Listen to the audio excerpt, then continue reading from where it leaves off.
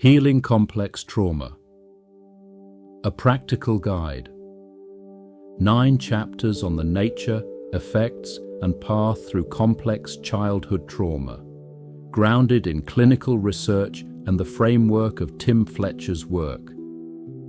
This material is for educational purposes and self-understanding.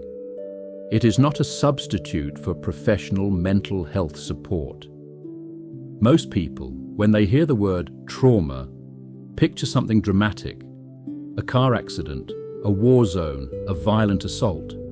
This understanding, while not incorrect, captures only a small portion of what trauma research has revealed over the past 30 years. The majority of trauma is invisible. It leaves no visible scars and creates no single memorable event to point to. Understanding this distinction is the first and perhaps most liberating step in recognizing why you are the way you are. Trauma was originally defined through the lens of what clinicians now call big T trauma. Single, catastrophic events that overwhelm the nervous system's capacity to cope. Combat exposure, natural disasters, sexual assault, serious accidents. These events produce the classic PTSD symptom cluster: flashbacks, hypervigilance, avoidance, and emotional numbing. The definition was anchored in the idea that something terrible happened to a person, and that event left a lasting psychological wound. But decades of clinical research, including foundational studies like the AC, Adverse Childhood Experiences, study published in 1998, began revealing a more pervasive and often more damaging class of trauma. Researchers found that chronic, relational, and developmental adversity in childhood produced outcomes at least as severe as single-event trauma, and often more complex in their effects. This became known as little t trauma, complex trauma, or developmental trauma, depending on the clinical framework. Little t trauma is defined not by something terrible that happened, but by something good that consistently failed to happen. It is the trauma of absence. A child whose emotional needs were chronically unmet. A parent who was physically present but emotionally unavailable. An environment where expressing needs led to criticism, silence, or punishment. A childhood where love felt conditional, earned through performance rather than received as a birthright. These are not dramatic events. They are, for many people, simply what growing up felt like. The complex in complex trauma refers to its chronic, ongoing nature rather than a single incident. Like the distinction in mathematics between simple and complex numbers, simple trauma refers to a discrete event, while complex trauma describes an ongoing pattern of danger, neglect, or relational deprivation over time. For most children who develop complex trauma, it is a combination, some big T events woven into a chronic background of little t experiences. But the dominant thread is almost always relational. The persistent experience of not being truly seen, valued, or safe. What makes complex trauma so difficult to identify, both for clinicians and for the people living with it, is precisely its ordinariness. Many adults who meet the full criteria for complex PTSD do not think of themselves as trauma survivors. Their childhoods were not dramatically abusive by cultural standards. Nobody hit them with a belt. There were no monsters under the bed. And yet their nervous systems learned, early and thoroughly, that the world was not safe, that their needs were a burden, and that the authentic version of themselves was fundamentally unlovable. The neuroscience supports this clinical picture. The infant brain develops its foundational architecture in the context of the attachment relationship with primary caregivers. When that relationship is consistent, warm, and attuned, the developing brain builds secure neural templates for safety, emotional regulation, and trust. When it is chronically misattuned, inconsistent, or unsafe, the brain builds different templates. Ones organized around vigilance, appeasement, and the management of threat. These templates become the operating system through which the person will experience all future relationships and environments. Polyvagal theory, developed by Dr. Stephen Porges, helps explain the physiological mechanism. The vagus nerve, the primary nerve of the parasympathetic nervous system, continuously scans the environment for safety signals in a process called neuroception. This happens below conscious awareness. Long before a child can articulate that something is wrong, their nervous system has already registered the absence of felt safety and begun organizing the body accordingly. This is why so much of complex trauma is stored not in explicit memory, but in the body, in chronic tension, gut responses, breathing patterns, and visceral reactions. The ACE study, conducted by Dr. Vincent Felitti and Dr. Robert Ander, surveyed over 17,000 adults about childhood adversity and tracked its relationship to adult health outcomes. The results were stark. Adverse childhood experiences were extremely common, often co-occurred, and produced dose-dependent effects on mental health, physical health, and social functioning that persisted across decades. Crucially, the study found that emotional neglect and household dysfunction, quintessential little t traumas, were among the most prevalent and consequential adverse experiences. Invisibility, it turned out, was not protective. Understanding that your struggles may have roots in developmental trauma rather than personal weakness or character deficiency is not an invitation to blame. Parents who could not attune to their children were themselves, in most cases, products of their own unresolved trauma. The intergenerational transmission of trauma is well documented. Healing the wound does not require assigning fault. It requires understanding the mechanism. And the first step in that understanding is recognizing that what happened to you, even if it looked ordinary from the outside, may have shaped your nervous system in ways that continue to affect you today. This is not a small realization. For many people, it is the first time the pieces begin to fit together. Why certain situations feel unbearable. Why certain relationships follow the same patterns. Why the body responds to stress the way it does. Complex trauma is not a life sentence. But it cannot be healed without first being named. And it cannot be named without first expanding our definition of what trauma actually is. A child cannot leave. This is the central fact around which all developmental trauma adapts. A child cannot fire their parents, move to a safer neighborhood, or choose a different family. They are, by biological necessity, dependent on the very people who may be causing them harm. And so, faced with an environment that cannot be escaped, the child does the only thing available to them. They change themselves. They become whatever the environment requires for survival. This adaptation is not conscious or deliberate. It emerges gradually, shaped by the feedback loops of family dynamics. What gets rewarded, what gets punished, what earns connection, and what triggers withdrawal or anger. A child is an extraordinarily sensitive social organism, constantly reading the emotional environment for information about how to stay safe and loved. When that environment is chronically unpredictable or unsafe, that sensitivity becomes a survival instrument. The hero child is perhaps the most socially admired of the survival roles, which is part of what makes it so difficult to recognize as a trauma adaptation. The hero learns early that responsibility, compliance, and high achievement produce positive responses from caregivers and the external world. They become excellent students, reliable helpers, the one who never makes demands.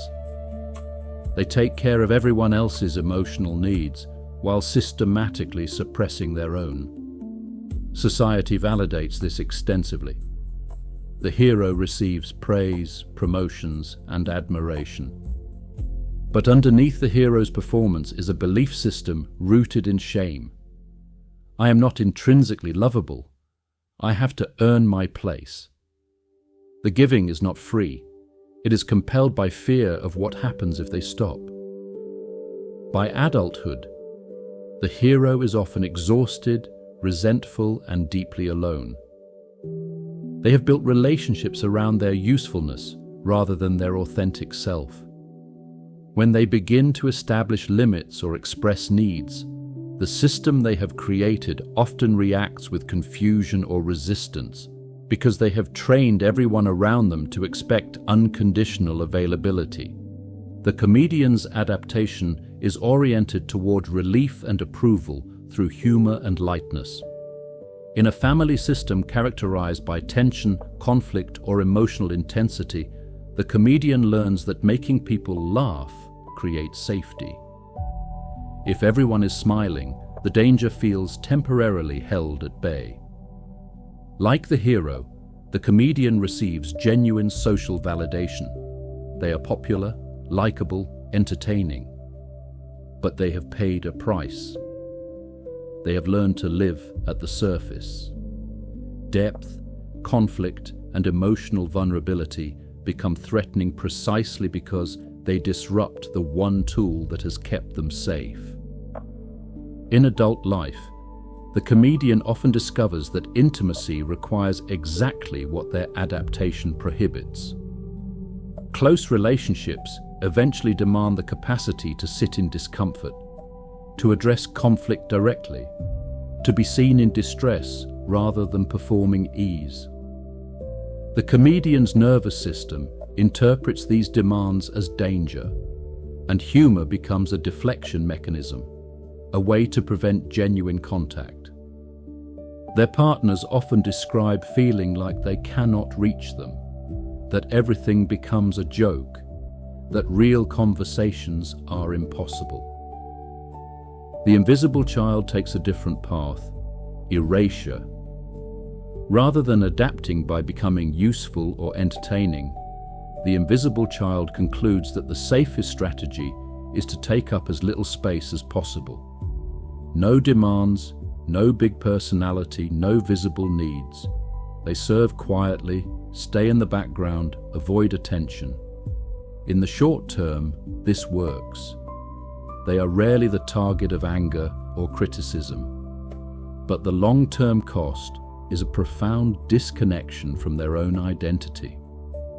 They have learned not merely to suppress their needs, but to stop perceiving them altogether. The scapegoat stands apart from the other three roles in a crucial way. They refuse the denial that the others adopt. While the hero, comedian, and invisible child adapt by accepting the family's implicit message that something is wrong with them and that they must change, the scapegoat refuses this bargain. They are the symptom bearer, the one whose behavior makes visible what the family as a system needs to keep hidden. Their anger, defiance, and acting out are often the most honest response to the family's dysfunction, but they are also the one who bears all of its blame. It is important to understand these roles not as character defects, but as evidence of intelligence and resourcefulness under impossible conditions. A child who develops any of these adaptations did so because that adaptation genuinely increased their chances of survival and connection in their specific environment. The tragedy is not that they adapted, but that adaptation required them to abandon parts of themselves in the process. and that those same adaptations, so effective at age 8, create significant suffering at age 38. Recovery from survival role conditioning requires a two-step process. The first step is recognition, seeing the role clearly, understanding its origins, and separating it from identity. I behave like a hero is different from I am a hero. The second step, and the harder one, is developing new capacities, the ability to express needs, tolerate imperfection, engage with conflict, and receive care. These are not skills that can be learned from a book alone. They require practice in the context of relationships that are safe enough to experiment in. Which is why, as we will explore later, connection is not incidental to healing, but is the very medium through which it occurs.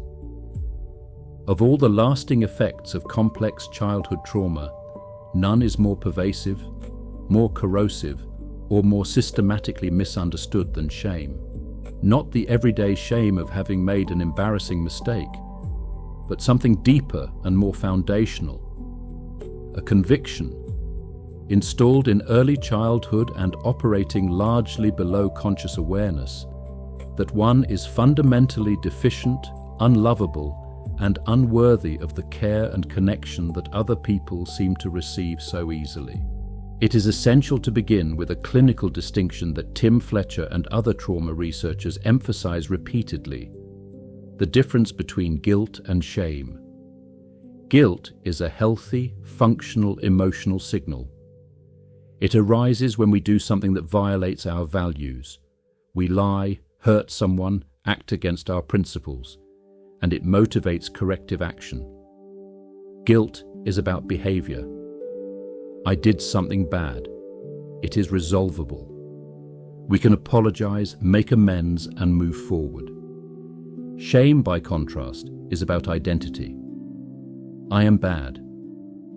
It is not a response to a specific action, but a verdict about the self. This distinction matters enormously because identity-based shame is not resolvable through behavior change. You cannot apologize your way out of it. You cannot achieve your way out of it. Every accomplishment, every act of generosity, every success is filtered through the shame template and evaluated as still not enough. The inner verdict was written before you had any real agency over your life, and it runs on autopilot. The developmental mechanism of shame is now well understood. When a child's needs are chronically unmet, the child faces an interpretive choice their nervous system makes automatically. Either my caregivers are inadequate and I am fundamentally alone in an untrustworthy world, or something about me makes me unworthy of care. The second interpretation, while painful, is actually preferable to the first for a young child, because it preserves the illusion that the caregiver is good and reliable, and it creates the possibility of agency. If I am the problem, then perhaps I can change and become worthy of love. This is the birth of shame as a core belief. Because shame forms this early and operates this automatically, most people who carry it do not experience it as a belief. They experience it as reality. The question, "Do you have shame?" will often be met with genuine denial, not dishonesty. A person who has built their entire life around compensating for shame, achieving, performing, serving, entertaining, may have never consciously touched the underlying conviction at all. The compensation is working. The shame is driving the car, but from the boot. Shame expresses itself through two broad strategies, which can coexist in the same person at different times or in different domains. The first is compensation. If I perform well enough, achieve enough, am attractive enough, useful enough, helpful enough, I can hold the shame at bay. This produces the high achiever, the relentless giver, the perfectionist, the person who cannot rest because rest removes the performance that separates them from the shame underneath. The second strategy is withdrawal. If I make myself invisible enough, need little enough, risk nothing, then I cannot be fully exposed, seen, and rejected. Neurobiologically, shame is associated with activation of the default mode network and the medial prefrontal cortex in ways that encode self-referential negative evaluations. Research by Janina Fisher, Bessel van der Kolk, and others has demonstrated that shame responses are often encoded somatically. In postural collapse, downward gaze, physical sensations of wanting to disappear, before they are articulated as thoughts. This explains why shame can be so difficult to access and address through purely cognitive means. The body holds the verdict, even when the mind has learned to argue against it. One of the most clinically significant consequences of deep shame is its effect on how people process positive feedback. Positive evaluations from others, "You're capable," "You're lovable," "You matter," are filtered through the shame template and evaluated as suspect. Either the person saying it is mistaken, or they're being nice, or they don't really know you yet. This is not false modesty. The nervous system has been trained to expect a specific relational reality, and positive feedback that contradicts that reality is genuinely uncomfortable. It doesn't fit the template, and so the template rejects it. This filtering mechanism has profound implications for recovery. It means that intellectual knowledge, "I know I should love myself, I've read all the books," is rarely sufficient to dissolve shame. The shame template was installed through relational experience, and it must be revised through relational experience. This is what therapists mean when they talk about corrective emotional experiences, not moments of insight, but moments of being seen, valued, and not rejected, experienced repeatedly enough that the nervous system begins, slowly, to update its predictions. Healing shame is not a single event.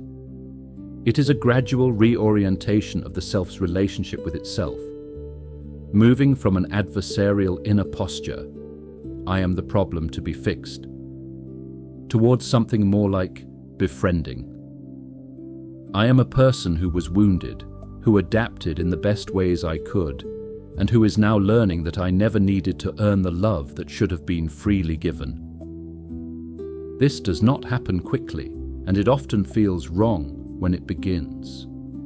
For a person steeped in shame, self-compassion can feel self-indulgent, dishonest, or even dangerous. That resistance is itself part of the work.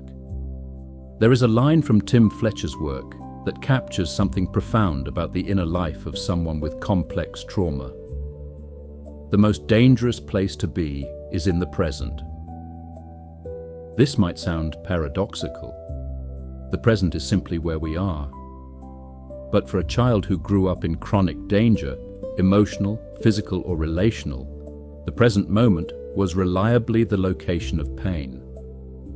And the developing brain, which is nothing if not adaptive, learned to leave.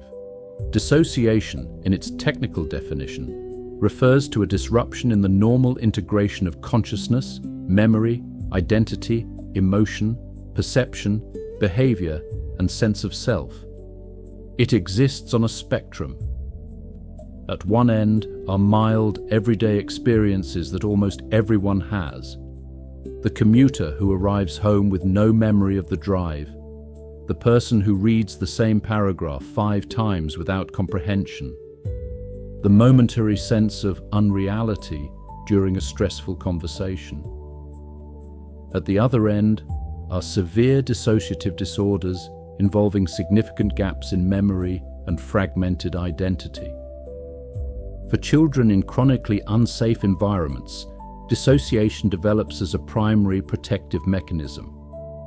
Unable to fight, too small. Unable to flee, too dependent. They discover a third option: leave internally. Consciousness retreats from the unbearable present. The child who is being abused finds themselves on the ceiling looking down. The child in a household of rage learns to go somewhere else in their mind while the storm passes. This is not weakness, it is neurological ingenuity. The brain protects the self by creating distance from experiences it cannot process or escape. The problem is that the brain, having learned to dissociate under conditions of genuine threat, eventually generalizes. The dissociative response becomes attached not just to acute danger, but to anything that resembles the original threatening conditions. A raised voice, emotional intensity, conflict, the prospect of being seen, the ordinary quiet of an unscheduled afternoon. Like a smoke detector that has been calibrated too sensitively, it triggers in response to stimuli that are not, in the present, actually dangerous. Busyness is one of the most socially sanctioned dissociative strategies available to adults. By staying relentlessly occupied with tasks, projects, responsibilities, screens, noise, the nervous system remains sufficiently activated to keep uncomfortable internal material below the threshold of consciousness. The person who must always be doing something is often not industrious so much as they are afraid of the silence that would allow them to feel.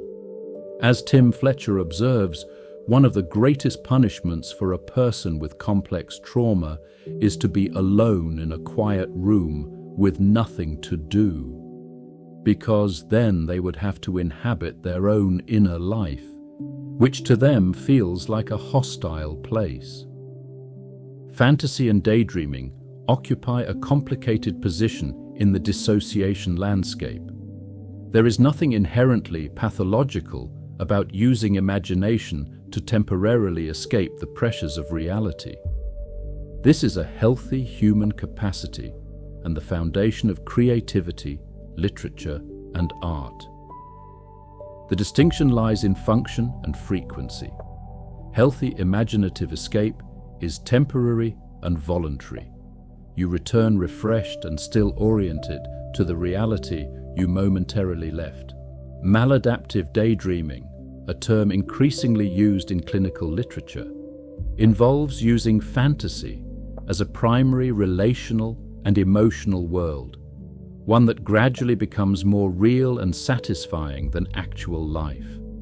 For many children with complex trauma, fantasy relationships served a genuine developmental function. When real attachment figures were unsafe, unavailable, or unpredictable, the child created inner figures who were safe, warm, and reliable. These imagined relationships provided a form of co-regulation, a simulation of the felt safety that genuine secure attachment would have offered.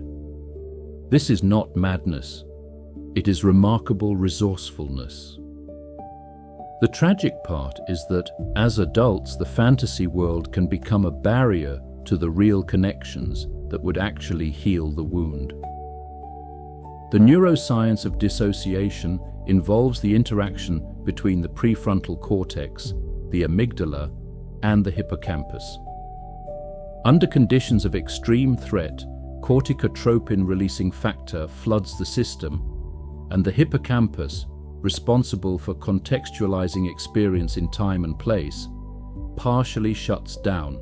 Memory is encoded without full context, which is why traumatic memories often lack a clear, past tense quality. They do not feel like memories of something that happened. They feel like something that is happening now.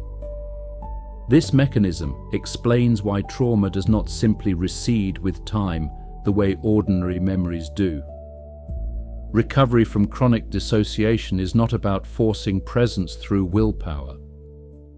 People who have used dissociation as a primary survival strategy often cannot simply decide to be present any more than a person with a broken leg can decide to walk without pain.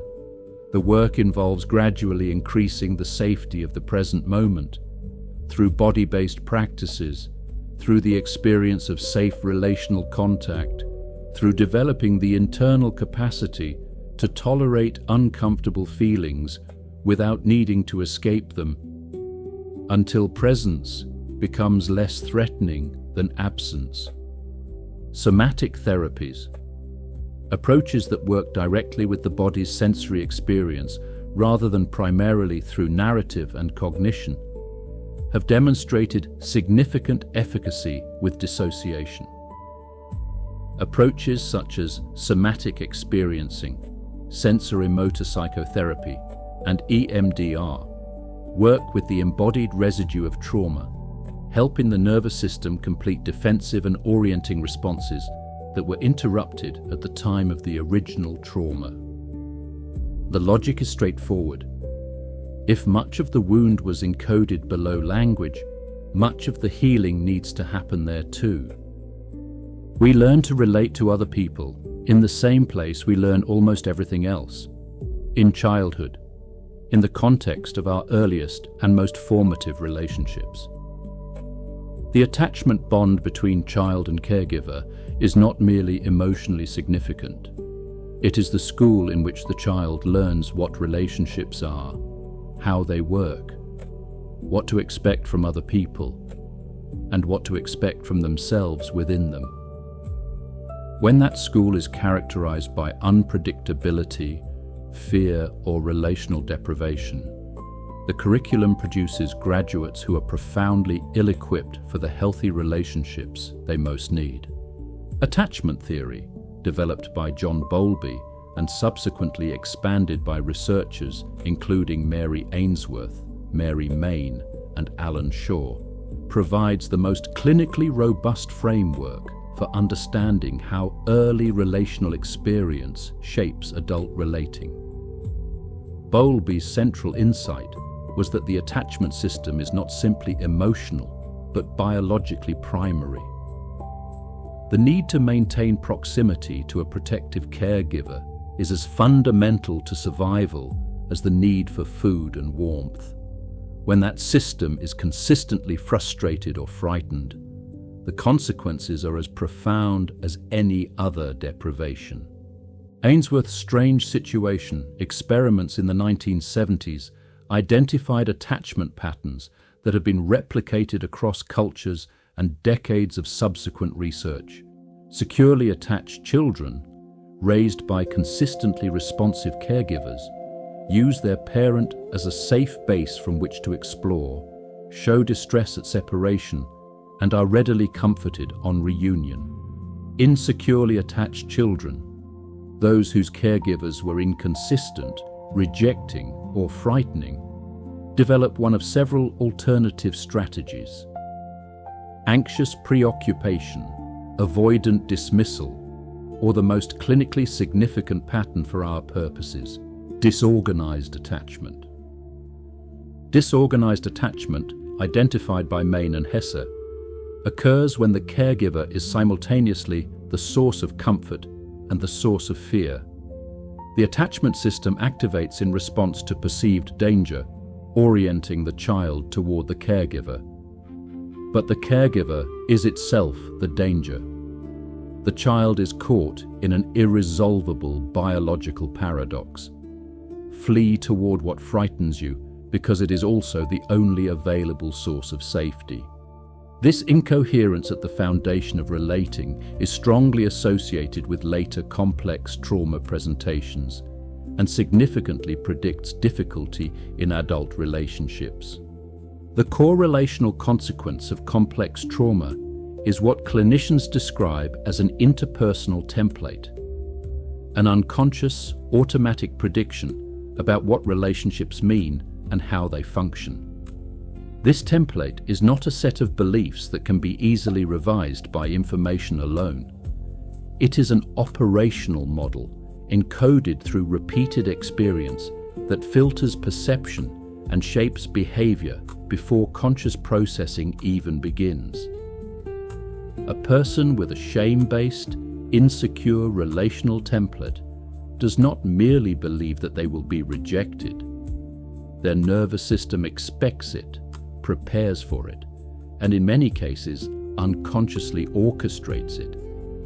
Fear of abandonment is among the most clinically significant relational legacies of complex trauma.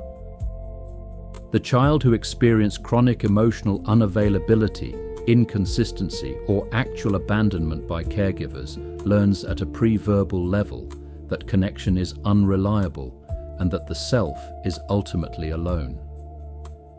This fear, stored in the limbic system, activates in adult relationships in ways that are completely disproportionate to the current situation. A partner's brief emotional withdrawal, an unanswered text message, a moment of inattention at a social event can trigger a full limbic alarm.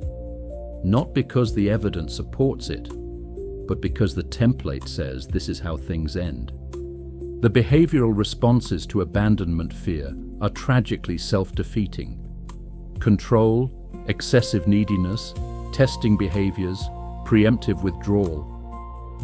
All of these are attempts to manage the unbearable anxiety of potential rejection, but they produce exactly the outcome they are designed to prevent. The partner who is relentlessly controlled or tested eventually retreats. The person who preemptively withdraws to prevent being left ends up alone by their own hand.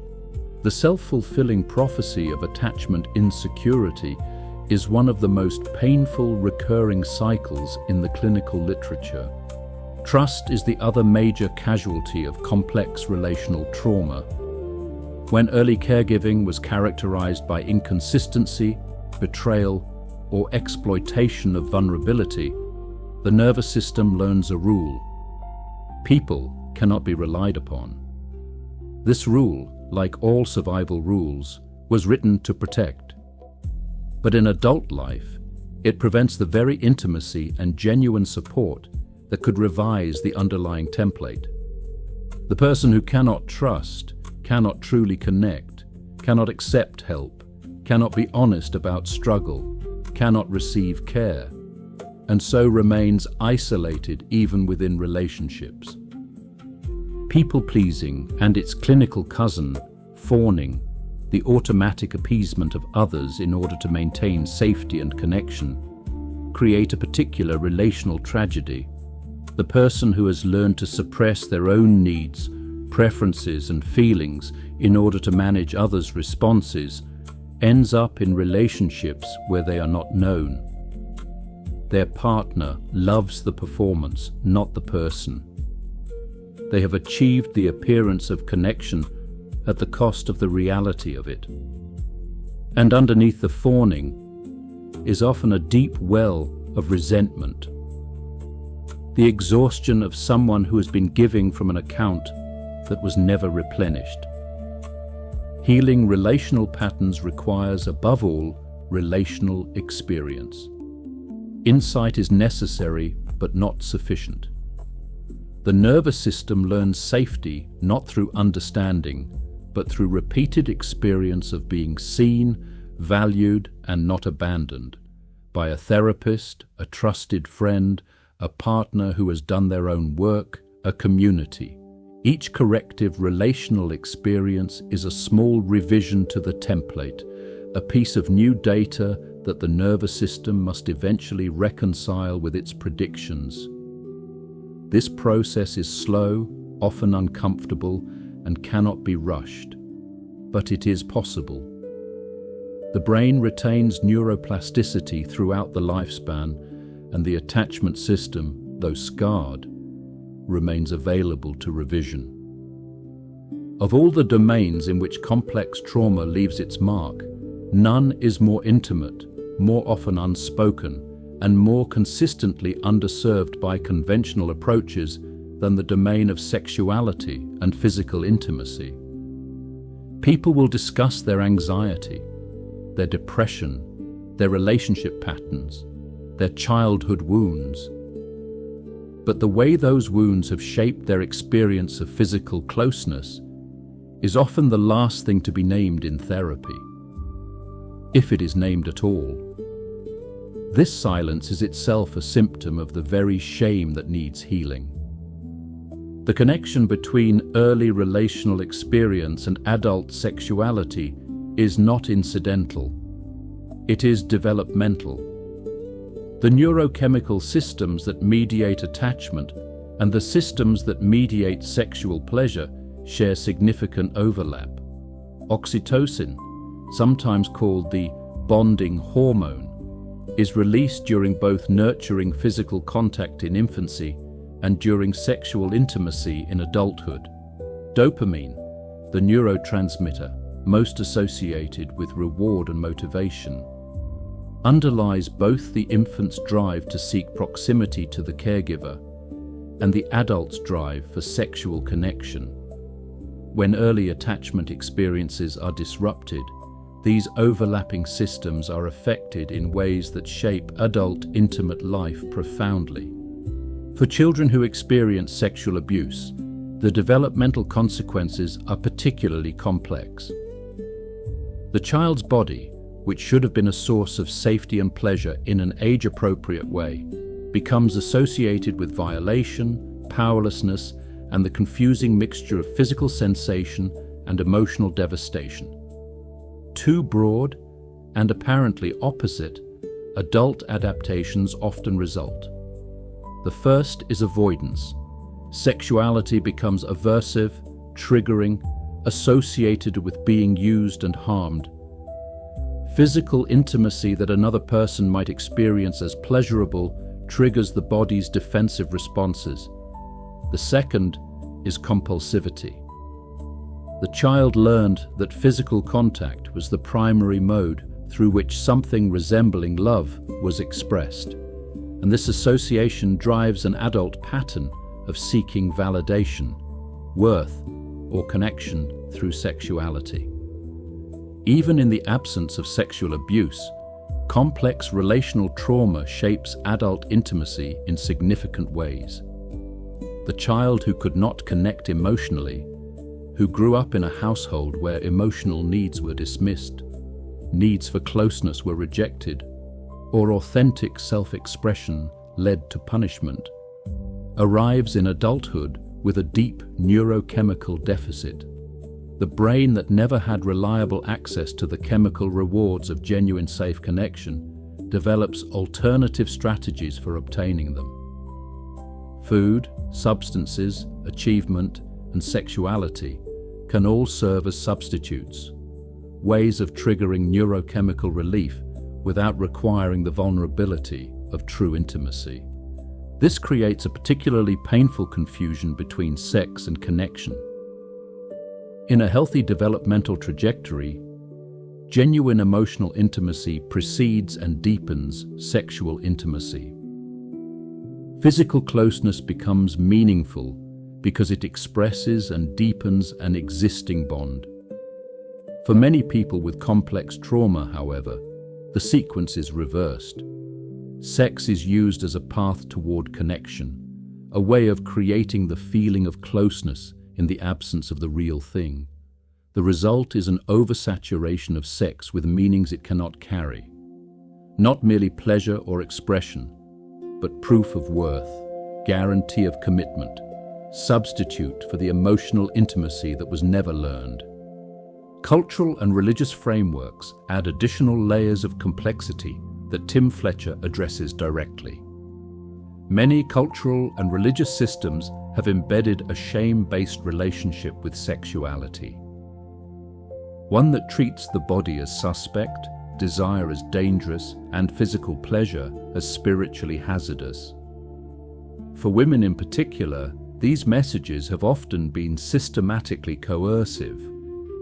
Your body is a source of temptation for others. You are responsible for managing their responses. Sexuality is something you owe or withhold, rather than something you inhabit and express. These messages, absorbed in childhood, intersect with developmental trauma to create a particularly painful knot of shame, fear, and confusion. Healing sexual and intimate dysfunction rooted in complex trauma is not primarily a sexual problem with a sexual solution. The work is relational and somatic. It involves developing the capacity for genuine emotional safety with another person, which, for someone with complex trauma, may feel more frightening than physical vulnerability. It involves reconnecting with the body's own sensations outside of any relational context, developing the capacity to inhabit physical experience without needing to immediately manage or escape it. Body-based practices, somatic therapies, and trauma-informed sex therapy all contribute to this work. One of the most clinically significant interventions in this domain is what Fletcher describes as relearning the relationship between closeness and safety.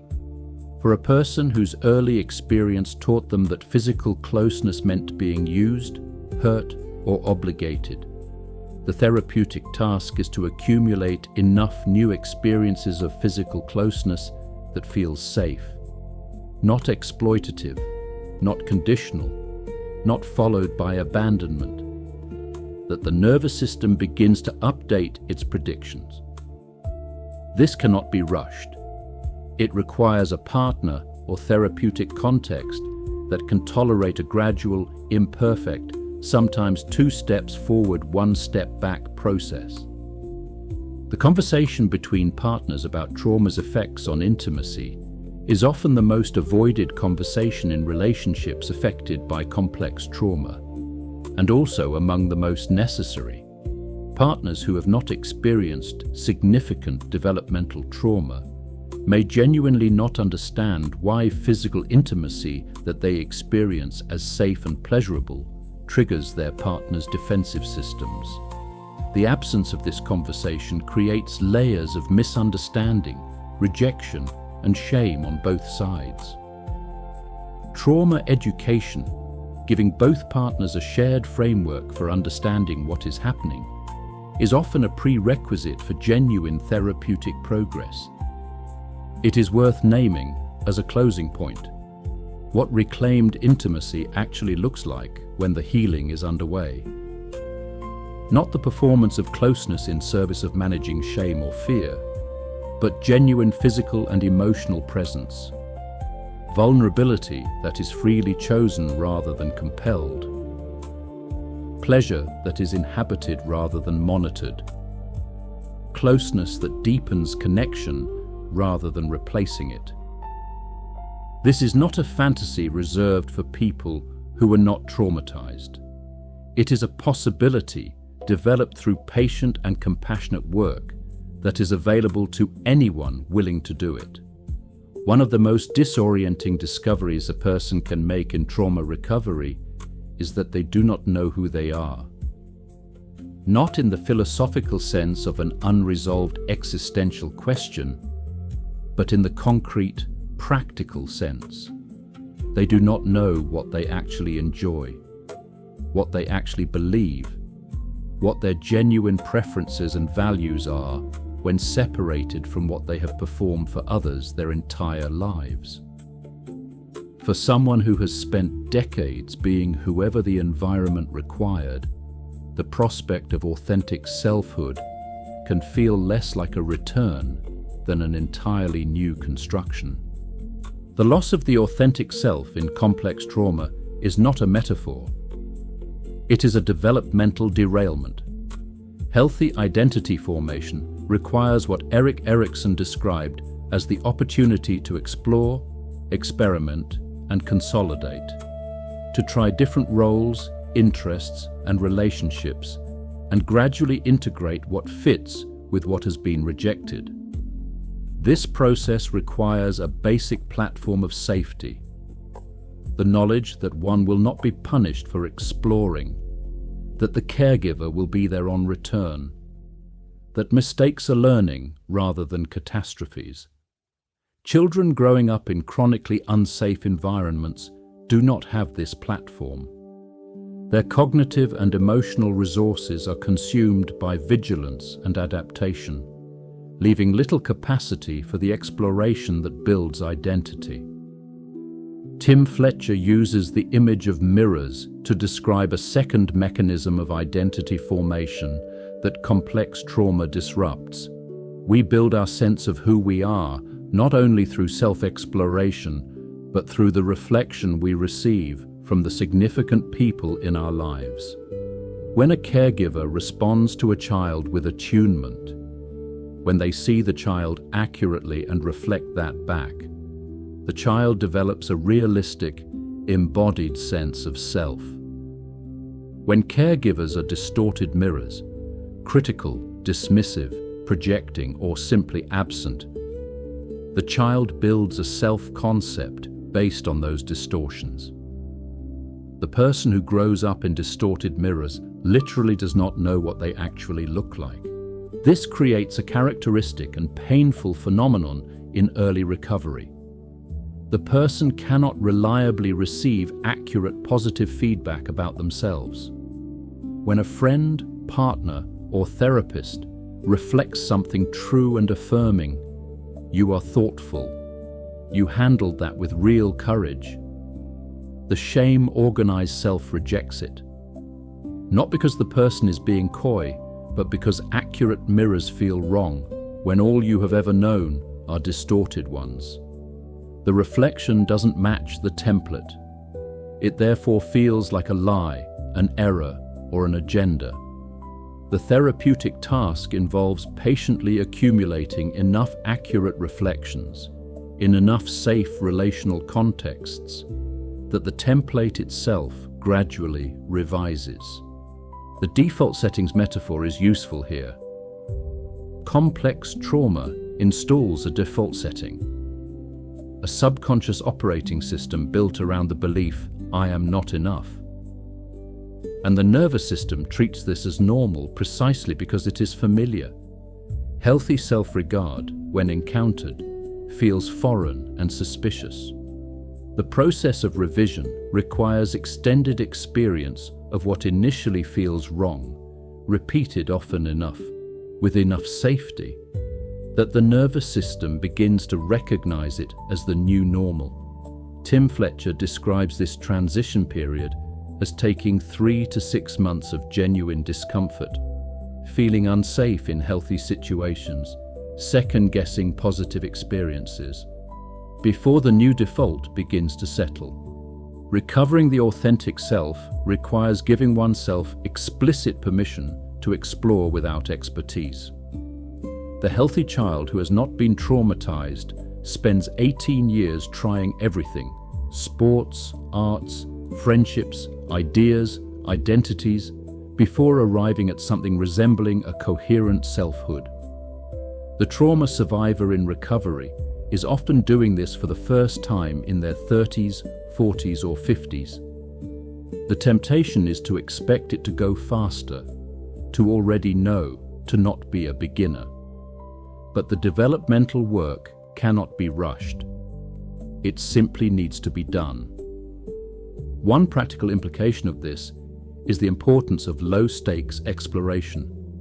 Not, I need to find my purpose this year, but I am going to try one new thing per month and pay attention to what feels alive.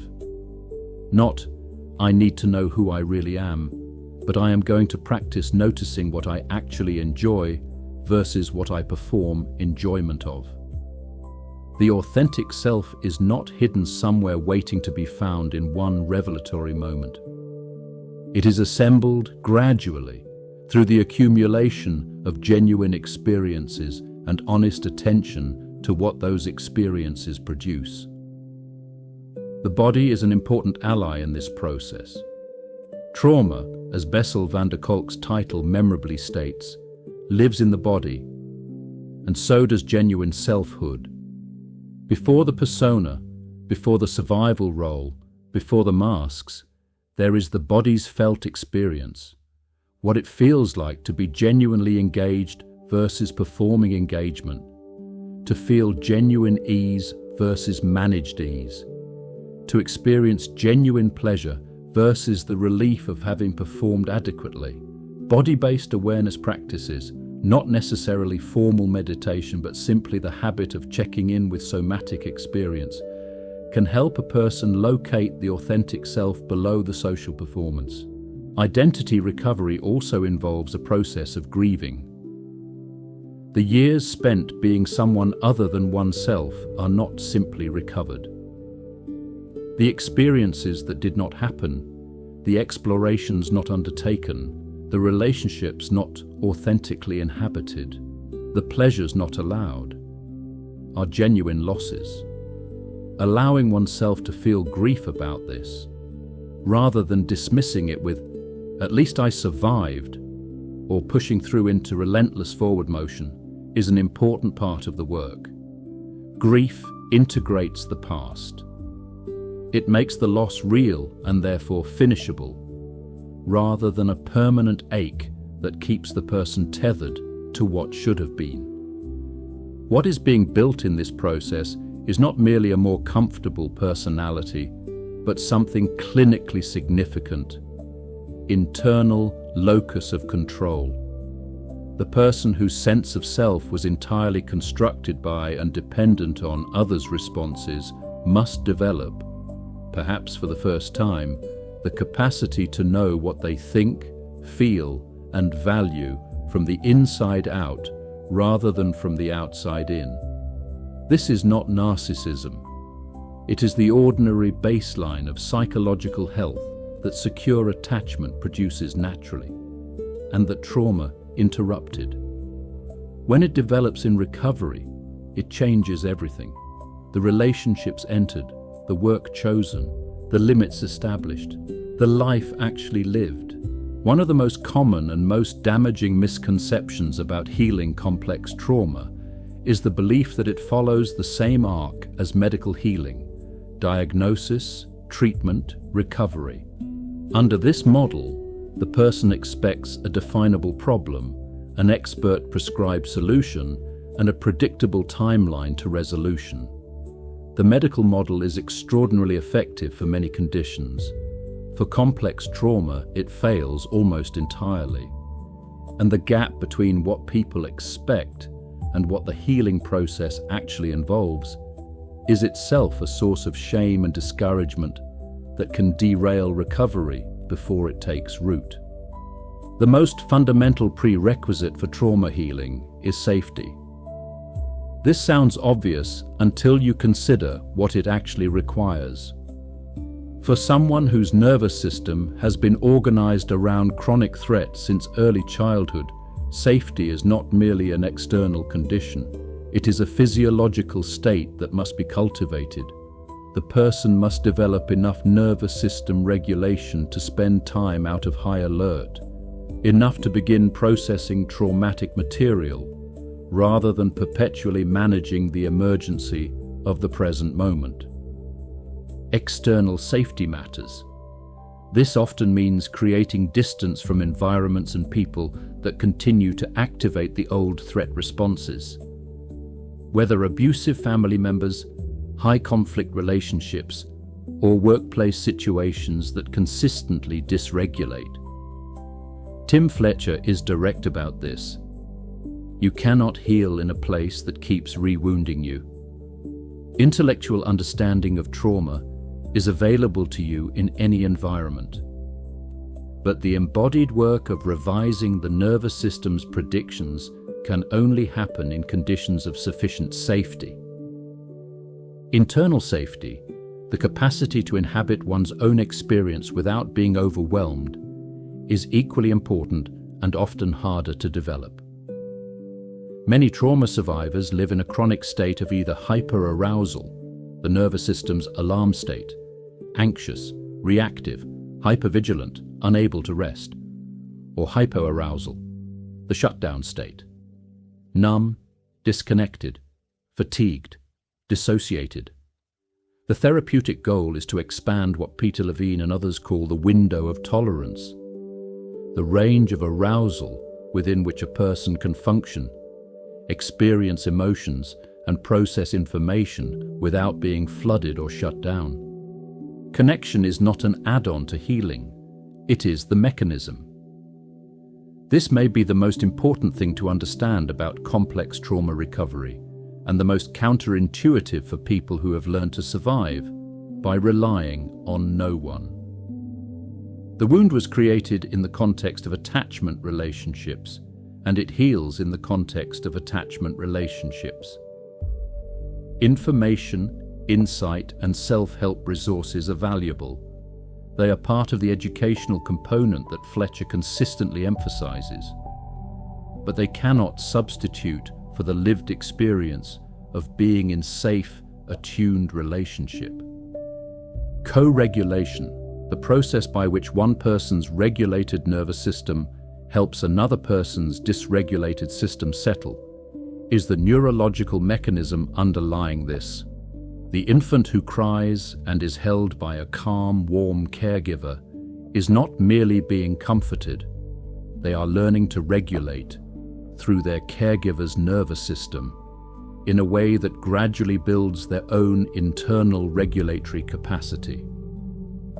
Adults with complex trauma often miss this developmental experience and must, in some sense, have it now.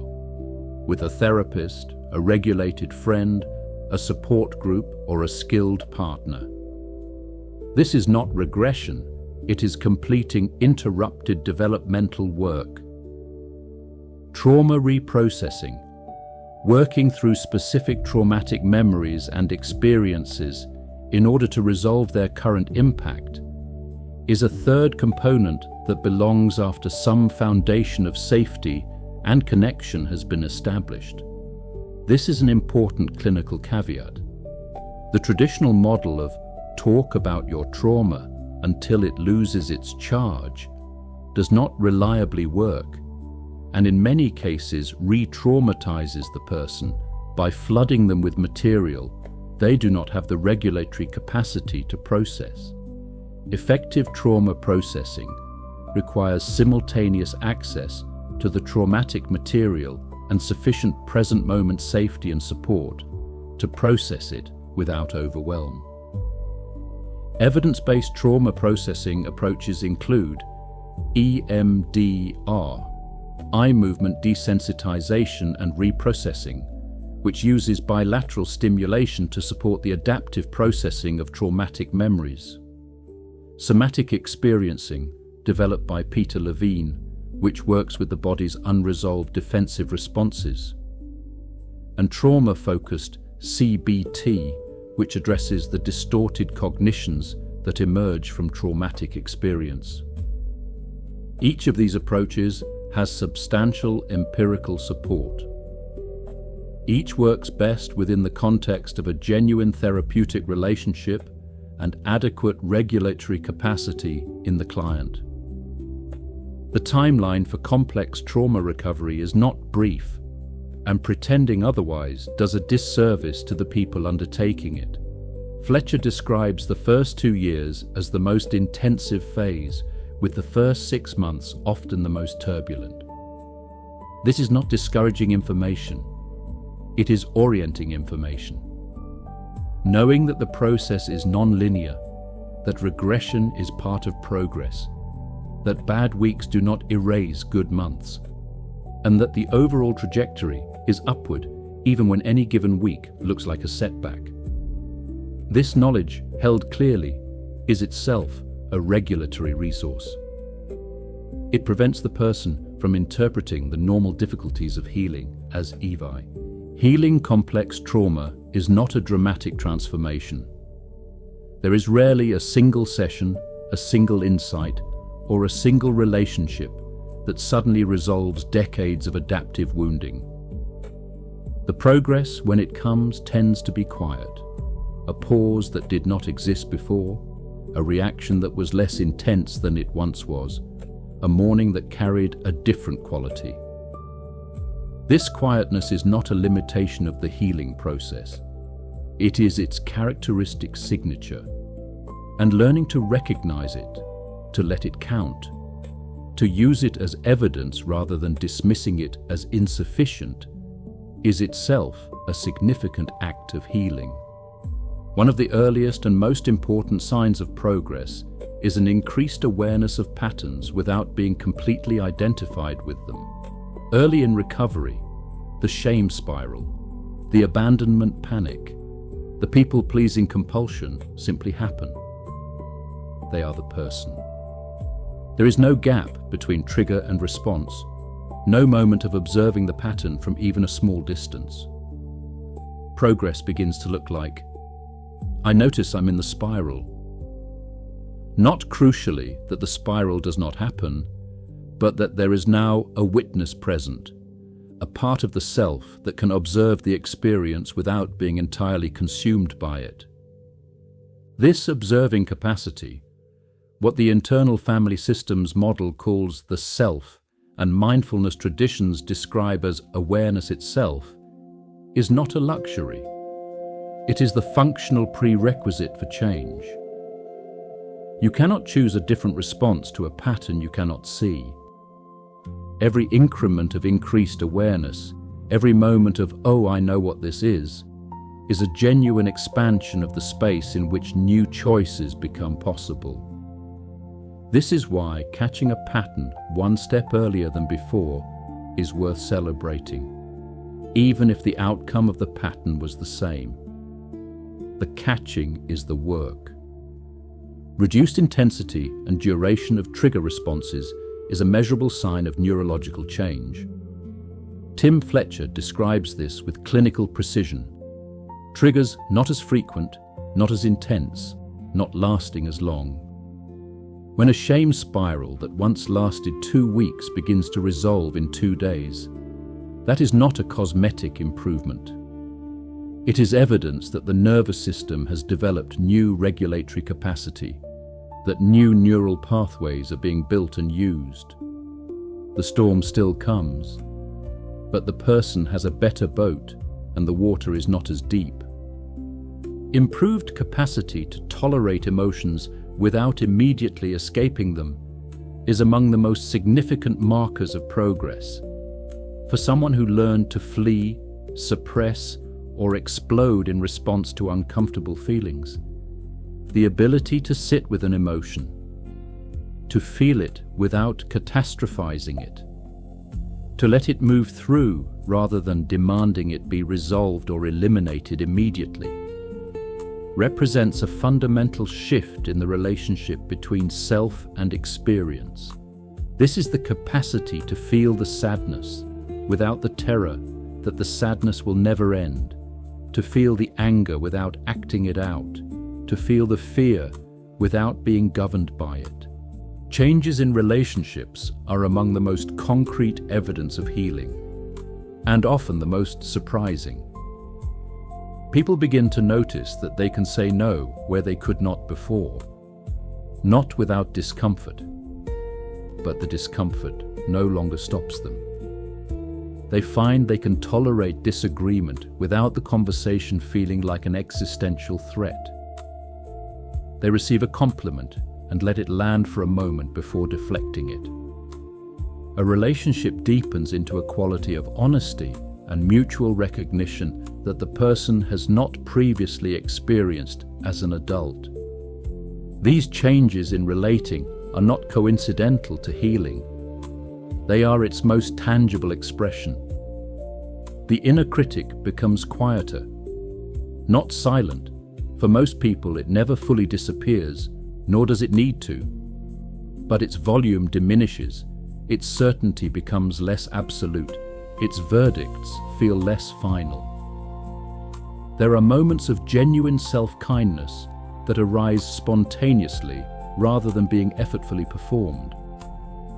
The person finds themselves defending themselves in their own internal dialogue, or noticing that they have gone an hour, a day, without significant self-attack. These moments are easy to dismiss as trivial. They are not. They are signs that the shame template is being revised from the inside. Increased presence, the capacity to be genuinely here in this moment, in this body, in this conversation, is one of the most profound changes that healing produces. For For someone who spent decades organizing their life around being anywhere but present, the experience of genuine presence can feel strange at first, almost uncomfortably vivid. The sensory world becomes more immediate. Conversations have a different quality. Small pleasures are actually experienced rather than noted from a distance. This is the nervous system coming out of its protective crouch and beginning, cautiously, to inhabit life, rather than observe it. It is worth speaking directly to the experience of hope, because hope is itself a sign of healing. Many people with complex trauma live in a chronic background state of hopelessness, not necessarily clinical depression, but a quiet certainty that things fundamentally cannot change, that the core wound is permanent, that they are more essentially broken than other people. When this begins to shift, when there are genuinely optimistic moments, when the future feels like something that could actually be different, this is a change in the nervous system's prediction about what is possible. It is not naive. It is the accurate perception of a person who is actually changing. Finally, the small things count. The paused breath before the reactive response. The honest sentence in a conversation that would previously have been performed. The nap taken without guilt. The morning that was a little easier than last month's morning. The moments when you surprised yourself with how you handled something. Complex trauma healing is not measured in dramatic transformations, but in the accumulation of these quiet, unremarkable moments. Each one, a tiny revision to the story the nervous system has been telling about what is possible, what is safe, and what you deserve. The path to wholeness is made of these steps. All of them count.